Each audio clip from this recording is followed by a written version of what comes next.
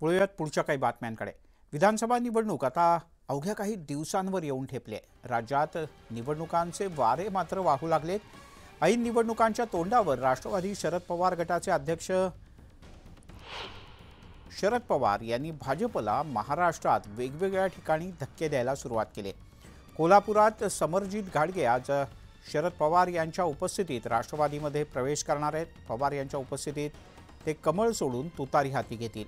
तत्पूर्वी महाविकास आघाडीच्या जिल्ह्यातल्या नेत्यांची घाडगे यांनी भेट घेतली। देवेंद्र फडणवीस यांचे पश्चिम महाराष्ट्रातले जवळचे सहकारी म्हणून घाडगे यांची गेल्या काही काळापासून ओळख होती। समरजित सिंह घाडगे यांचा राष्ट्रवादी शरद पवार पक्षात प्रवेश हा भाजपसाठी कोल्हापुरात मोठा धक्का मानला जातो। आता त्याची कारणं बऱ्याच वेळा मी बोललेलो आहे। कागल गडिंग्लज उत्तूर विधानसभेच्या परिवर्तनासाठी आणि विकासासाठी आपण हा निर्णय घेतलेला आहे। आता भारतीय जनता पार्टीचा विषय राजकीय चॅप्टर माझा संपलेला आहे।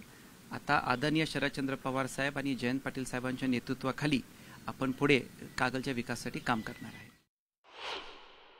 प्रचंड उत्साह आहे। मी याला असं म्हणून बघतो की हे परिवर्तनाचं मुहूर्तमेढ आहे आणि त्यासाठी आदरणीय शरदचंद्र पवार साहेब असं कुठलाच प्रवेश त्यांनी घेतला नाही। फक्त कागलसाठी ते गैबी चौकातून सभा घेतात। ह्याच्यामध्ये सगळ्यात महत्त्वाचं आज मीडिया हे सगळं कव्हर का करते, मेनली बिकॉज असा कुठलाच प्रवेश पवार साहेबांनी सगळे ऑफिसमध्ये केलेत। फक्त कागलसाठी ऑल द वे ते गैबी चौकातून सभा घेत आहेत आणि लोकेशन पण त्यांनी ठरवलं। त्याच्यामुळं शेवटचा डाव कसा काय आहे ते आता पवार साहेबच ठरवतील।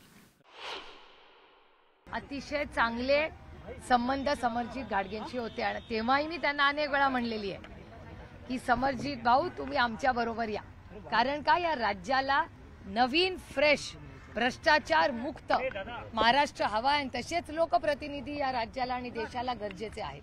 त्यामुळे आम्ही आमचा पक्ष एक असतानाही आणि समरजित घाडगे भारतीय जनता पक्षात असतानाही हे दुर्दैव आहे की भारतीय जनता पक्षांनी टॅलेंट आणि त्यांच्या टॅलेंटचं त्यांनी नोंद घेतली नाही। पण ठीक आहे, तो हिरा आहे, आम्हाला माहिती आहे त्या हिऱ्याचं काय करायचं।